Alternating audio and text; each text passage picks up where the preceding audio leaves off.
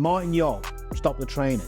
You're the only player I've ever coached that reminds me of me. Didn't you play for West Brom? It's going to sound crazy, underrated. Even now? Yes, I put him above Neymar and Hazard. The sweetest strike I've ever seen any footballer hit a ball with was his left foot. Anyone I've ever played with. Sweeter than Stevie. If you could have either one of these two players' careers, who would you have? Gareth Bale, Ryan Giggs. Oh my goodness.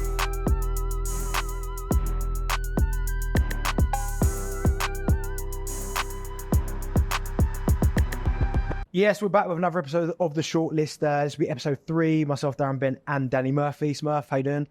Can't believe we're in the same gear. We're not in the same gear. We shoot these back to back, try and get them out there a lot quicker. So this week, the criteria is left foot wands. Now, can you give me the criteria for this one, Smurf? What is a left foot wand? Well, it's personal preference. For me, a left foot wand is something you enjoy seeing because it can do everything. Yeah. Back in the day, what did they say? Open a can of peas with it, but delicate, power, a lot. Finesse. Finishing, all of that. But I've done stuff before where this topic ends up who's hitting it the hardest. Left foot hammers. It's a different debate. Yeah.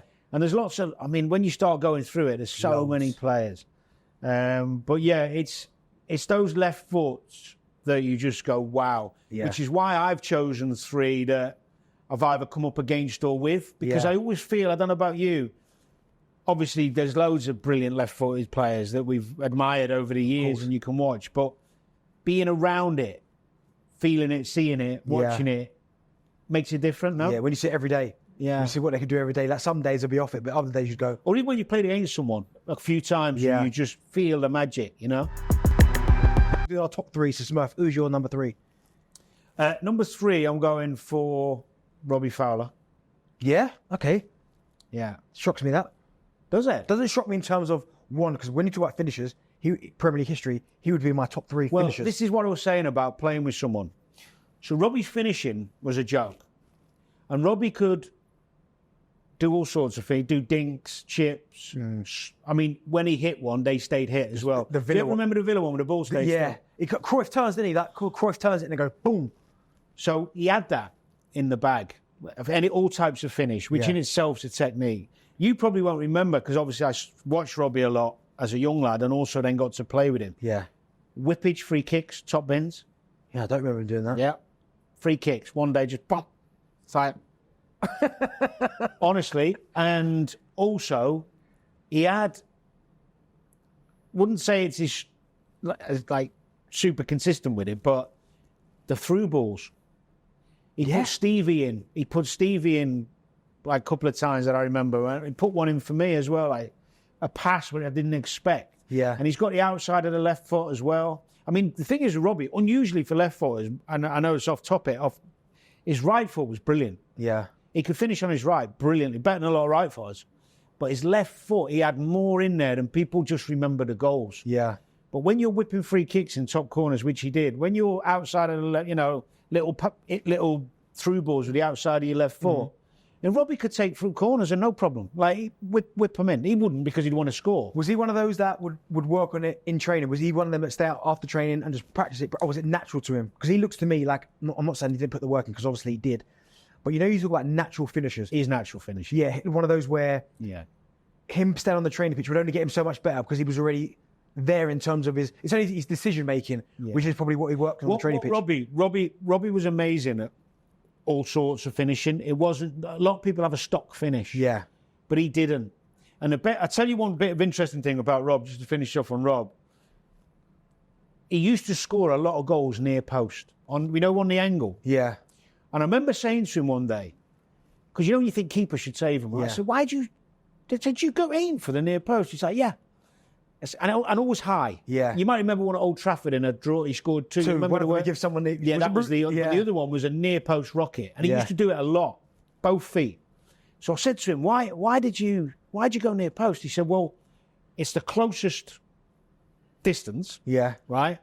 And if you go high, the keeper tends to go low. Yeah. And I was just thinking, I would never think like that. No. I'd always think far post.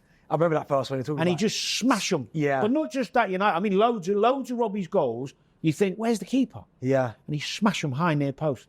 Well, you know, it's a big one for you. Both of them at their absolute maximum pomp.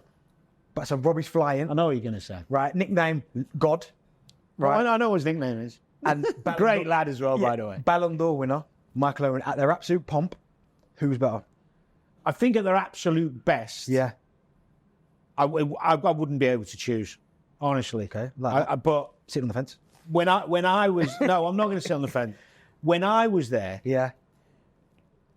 Michael was at his best, Yeah. and in the big games, produced. So I'd go Michael. Yeah. But Robbie, just before I got there, I mean, he still had my first season, he was banging them in, to be fair. Yeah. But his greatest run of goals, and it was just before I got there, all the, the amazing stuff. Yeah. But I still got to see enough. So in terms of all-round talent, Robbie better to, Robbie's right foot was better than Michael's left foot. Yeah.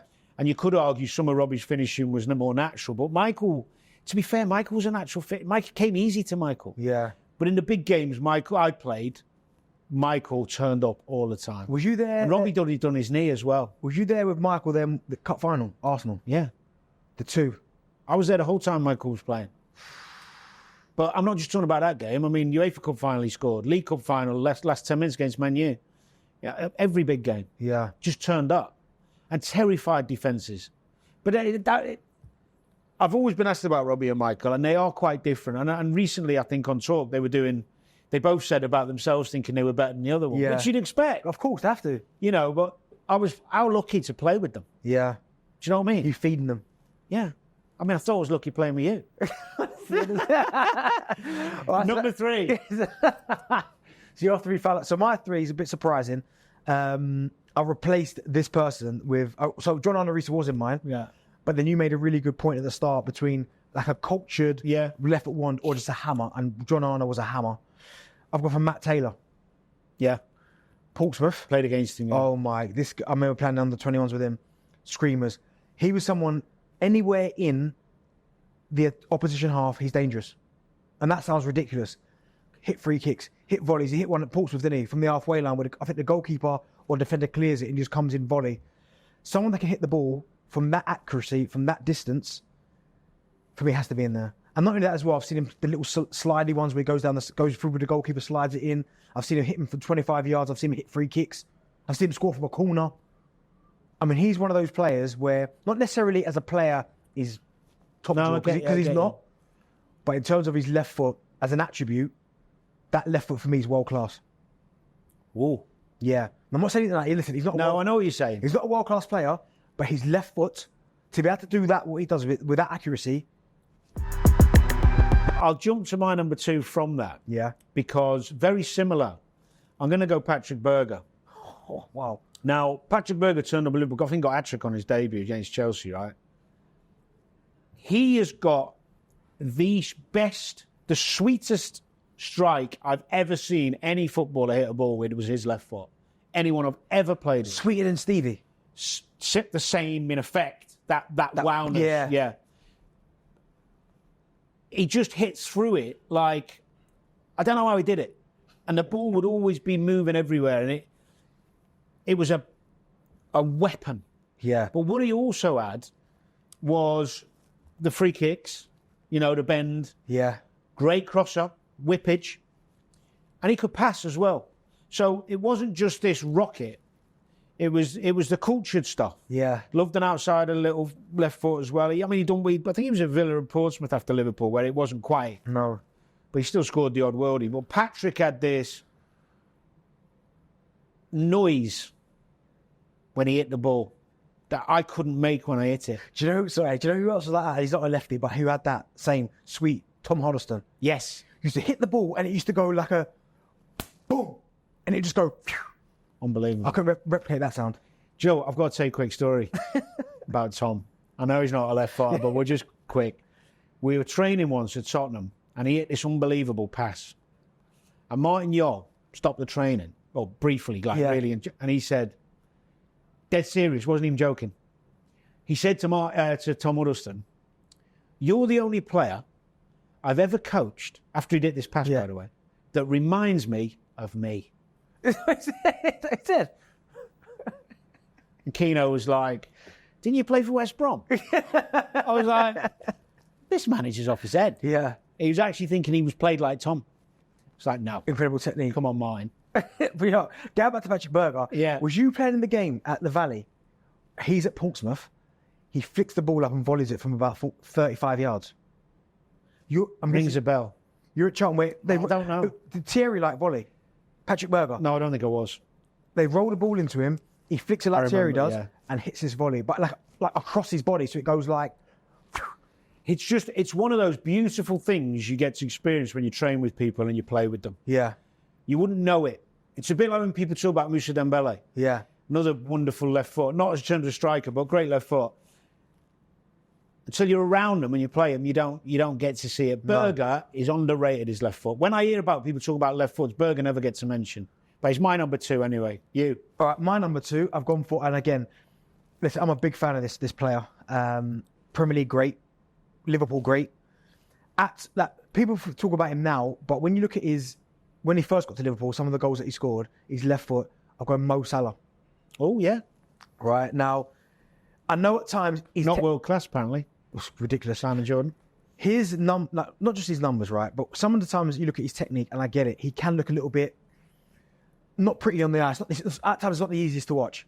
But when you look at some of the goals that he scored, Manchester City, one of the best teams in the world, he beats 5 of them in about a 6-yard radius. Watford, goals against Everton, Spurs, goals against Arsenal. The one against City where the goalkeeper absolutely, I think it's Edison, smashes it at him. First touch is boom at his feet and he just goes back over the goalkeeper. He scored so many good goals. So many good goals. His left foot for me has to be up there. And as I said, it might not be the most cultured, but he has shown throughout his time at Liverpool. But what is culture then? Because you're talking about someone who can score with a rocket. Yeah. I mean, some of his strikes from outside the box. Chelsea one when he does a celebration like that. Doesn't even move. But some of them where he bends them in. Yeah. Like nice and calm. Others where he do the dink. Yeah. That's cultured, isn't it? It is cultured. And I think, do you know, in some respects, he is cultured. So it's probably unfair for me to say that. In some respects, he's underrated.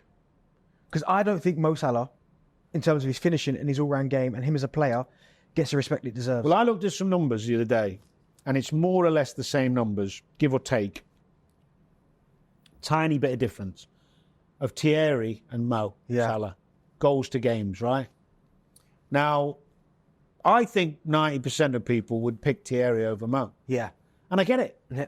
But partly that is not just because he scores goals, because they both do, and the numbers are similar.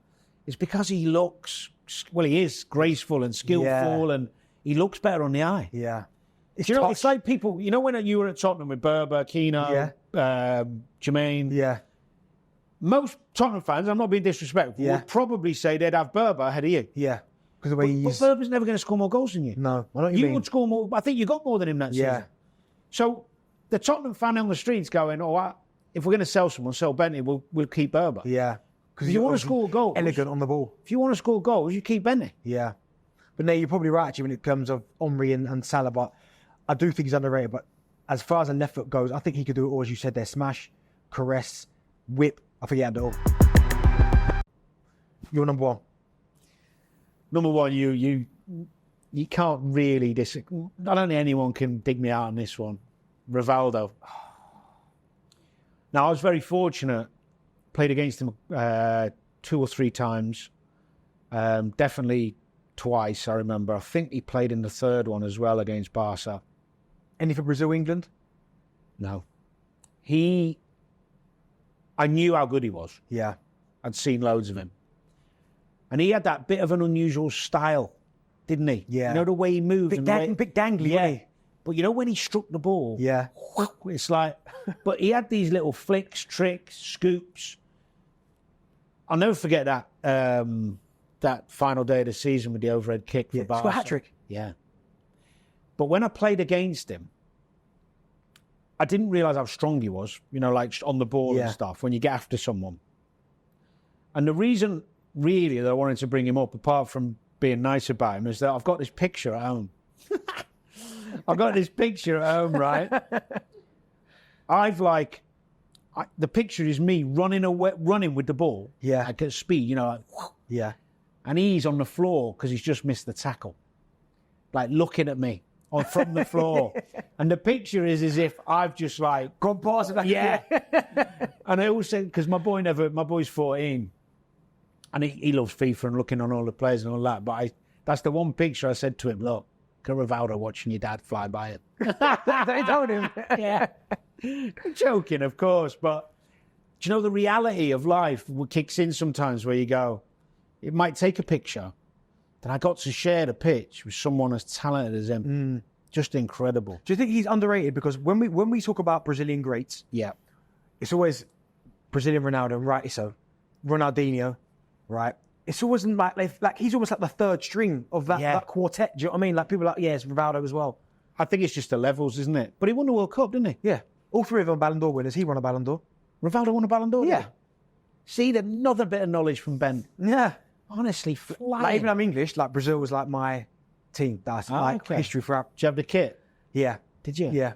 My dad used to buy me Brazilian kits and all that. Really? But Rivaldo, for me, do you think he could play modern day football now? Or is he one of those players where you go, you play in any era? And where would you play him? Because I can never really quite tell where his best position was. I think if you're playing a three-man midfield and you can let him be the one. Yeah. Because this is what I'm telling you, by playing against players, you get to know strong. But the myth with him, I don't know how much you watched of him, and the games we played against him, tough games, he worked. Yeah. He wasn't lazy. He wasn't like always a luxury. He'd come after you a couple of times, Yeah. Because I played in the new camp, we played. First year I played wide midfield. The second year in the Champions League, we went there, I played centre mid. I think Stevie might have been injured or Haman might have been injured. I played centre. And he was popping up in the 10 and all that. And you're trying to get after someone, you have a few tussles. But he was coming after us as well. Like, proper, he wasn't having a jolly off. Do you almost respect players more? Listen, we know how good he is. Would you almost respect players more when you see them start to do that side of things? Well, when you're that good. And he still gets after people. Yeah. I always think if you're that good and you still... Rooney's the best example of a brilliant footballer who works harder than anyone. Yeah. But Rivaldo wasn't the luxury maybe in your head you think he was because you see all the good bits. Yeah. I don't know why I'm doing that, but yeah. All right, so Rivaldo's your number one. So my number one, I've gone for Gareth Bale. Yeah. Great shout. Great shout. Again, someone, and this is going to sound crazy, underrated. Because do you think even now? Yes, because when you hear fans talk about his successful period at Real Madrid, it's always only because Ronaldo was there. But when you think about the Champions League finals against Liverpool, when he obviously scored the one where Karius drops it, but then he scores the overhead kick. The Atletico Madrid, his first one, where they're losing, and he scores the first one, and then Ramos scores the header to win it. Underrated. You was a Spursman then, weren't you? When he first got there, didn't quite see. You saw him do a few things with his left foot, but not too much. But when he almost understood how good he could be, he was levels above everyone. Levels above it. Pace, power, could caress it, could smash it, could drive it, could clip it. He had the full catalogue of finishes. What was his crossing like? Decent. Yeah. Yeah, decent. But he was one of them. And I know he ended up playing further forward, so it didn't matter, did it? Yeah, he was one of those, right? You get these players where he's got the ball and you know where he wants to go, which is down the outside to cross it in. And you think, well, there's no room there. But they somehow managed to get to the byline and still get the cross in. Bale was one of those, where the defender would overcompensate and you go, well, there's no room, but Gareth, go inside. He'd still get on the outside, still deliver a crossing. For me, left-footed, Gareth Bale. Incredible. I remember some of his goals. I don't know why it sticks out. The one at West Ham. Remember that one where he smashed one in at West Ham? Yeah. I just thought, wow, that's a confident player. Struck it beautifully. I mean, people remember the hat-trick at San Siro. Yeah. Remember that? 10 men. Yeah. But do you remember Norwich? Yeah, it rings a bell. When he... Away, and he just turbo through. He gave everyone about 10 yards and just turbo through. But it's a bit like the... I don't know if it was a league. I think it was like a Spanish Cup game. Copa del Rey. Yeah, the final again. Off the pitch. Yeah. Yeah. Things like that. Reminded me of Henry doing it at Anfield. Yeah. Oh, your mate Karen. Yeah. But Bale was a legend. Legend, isn't he? Yeah. So we've missed out so many players, though, Well, we haven't even mentioned Messi. Too obvious. Oh, my goodness. Messi's the best left foot ever, isn't he? Forgot about him. Well, yeah, but he's so obvious. I thought... I didn't really forget about him. Well, I think Messi's just... If you were doing... You could probably do your top three of any subject and he'd be in it, wouldn't he? 100%. And in the category. So we've got to leave him alone. But someone I've not mentioned in this, and it's quite funny that I mentioned Gareth Bale. Question for you. If you could have either one of these two players' careers, who would you have? Right? Gareth Bale, Ryan Giggs. I knew you were going to say that. Well, it makes sense, doesn't it? Same position, left-footed, Welsh. Because how many Premier League 13 did he win? Giggs, 12, 13? Well, he won the Champions League as well, didn't he? Yeah. I suppose the logic would say Giggs, but my logic isn't that way tuned in. It's I'd go Bale. Yeah, I think I'm with you on that, you know. Only because to go and play at Real Madrid and win Champions League by scoring those goals in the finals just makes it all about you. You know, the ego. Yeah. I mean, Giggs' longevity, and I mean, the other thing with Giggs deserves great credit for. Played against Giggs a lot. Yeah. He's a superstar. What a footballer. But he used to be categorised as this flying winger. Yeah. You know, beat you and score a goal and cross. And not old-fashioned winger, but that type would go past you down the left-hand side. and he would do that. And he did it for years. Brilliantly, better than anyone. But the biggest compliment was when he turned himself into a central midfielder and dictated stuff and played around corners and never got physically done by anyone. No. Because he was still sharp enough and bright enough. Not many wingers you could throw centre midfield and still run games. No. That's the best, you know. So I would say longevity and success. I mean, I think he's the most decorated player ever in the Prem. Yeah. Giggs, obviously. But for that selfish wow moments Bale had. You go Bale. Yeah. Would you put Bale in that category with the likes of Hazard, Neymar? Is he in that that wide player? Is he in that bracket? Yeah. Okay, all right. Absolutely. Right, well, What about you? I'd put him up there for sure. Yeah, I think I'd put him above. There's an argument, he's not above Salah, no chance. But there's an argument I'd put him above Neymar and Hazard. And Hazard was unbelievable. Neymar? Yeah, I'm not big. I like Neymar, but I'm not a big fan of That him. spell he had at Barca. Yeah, but he's with arguably the greatest player of all time. When he went to PSG, it's like... True. Fair enough. Well, that was our top three left foot one. Was it worldies? Ones? Left foot I ones? like that one. I enjoyed this one. Yeah. Who was your three? 3, 2, 1? It was Robbie Fowler, Patrik Berger, Rivaldo. All right, I've gone for Matt Taylor, Mohamed Salah, and Gareth Bale. Listen, we'll see you next time. But make sure you smash the like button and subscribe and get in the comments.